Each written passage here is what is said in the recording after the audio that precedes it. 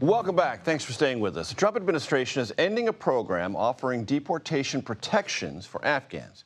Afghanistan's temporary protected status expires in May, with the Department of Homeland Security announcing it is terminating the program as of early July. It allows migrants to obtain work permits and therefore avoid being deported. Shawn VanDiver joins me now. He is the president and board chair of Afghan Evac, a nonprofit formed during the United States withdrawal from Afghanistan that works with the U.S. government to support Afghans.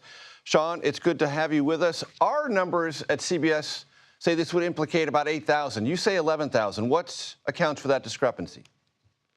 Sure. So first of all, thank you so much, Major, for having me on today to talk about this.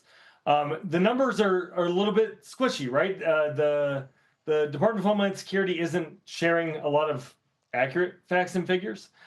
We know that there were some number of Afghans, about 8,000, who had approved TPS and were awaiting a green card or asylum.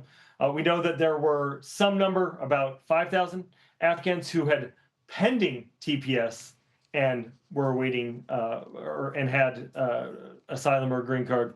And then varying degrees of 1,000 or 1,200. All told, it's about 14,000 people who are impacted, but a very small number of people only have TPS and haven't yet applied for an adjustment of status. Now, those who have applied for adjustment of status, asylum or green card, should still be able to stay here. They need to consult their immigration attorneys.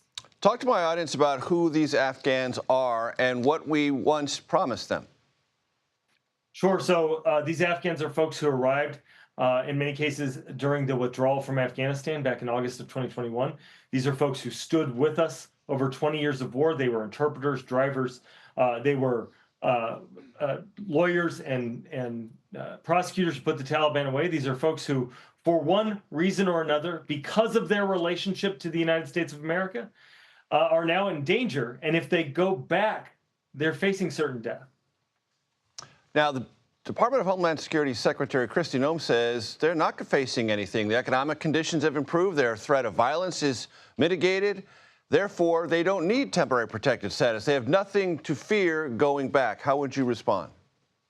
I would say that's just simply not true. We are getting reports every day of people who have been killed, who have been tortured, who have been maimed, who have been intimidated and harassed. And look, if I would love to invite Secretary Noem to join me to go to Afghanistan. It's not safe for me to go there either. It's probably not safe for her. But if she thinks it's safe, which it sounds like she does, I would invite her to join me and we'll go to Afghanistan. I've already called the logistics providers. We can go set it up. And if she believes it's safe, we can go out there. As a woman, she's not allowed to have her voice heard. She's not allowed to take a bath. She's not allowed to be seen in public. She's not allowed to work. It's just simply insane to believe that things have changed for the better in Afghanistan for people who have a relationship with the United States of America. Shawn, one of the criticisms I've heard about this program is that some of the Afghans who might be in that large number, 8,000, then 5,000, maybe another 1,000, some of them are gaming the system, that they weren't interpreters, they weren't lawyers, they weren't drivers. They just would like to come to America, and they're trying to represent themselves as something they actually weren't when we needed them most. How would you respond to that?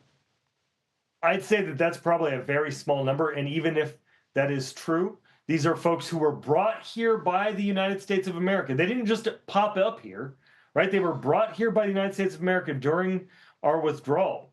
And now they've been here for 3.5 years.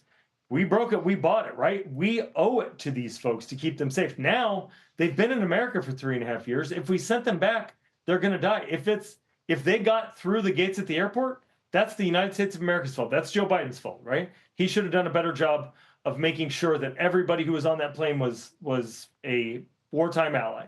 But the truth is that everybody who was on that plane now has a relationship with the United States of America. And the folks that didn't have some sort of claim, were just fleeing Afghanistan, is a very small number. The bulk of people that are impacted by this are folks who stood up for the idea of America, fought for our ideals, and are now at risk because of their relationship to us. And Shawn, briefly, how would you describe their resettlement process here in the last 3 years?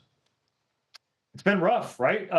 The Biden administration had to rebuild after the first time the Trump administration deconstructed resettlement and refugee processes. It took a while. They were humming along at 5,000 Afghans leaving Kabul a month on 28 flights, going to a third country, and then coming here. The resettlement system was humming, and they just shut it down again on January 20th and then canceled all of the contracts. So, look, it was a system that was working, however imperfectly. We hoped that President Trump and Secretary Noem and Secretary Rubio would improve it, but they didn't. And if you're pissed off about that, go to AfghanEvac.org and stand with us, and we're going to keep pushing. Shawn VanDiver, I appreciate your time. Thanks so much. Thanks so much.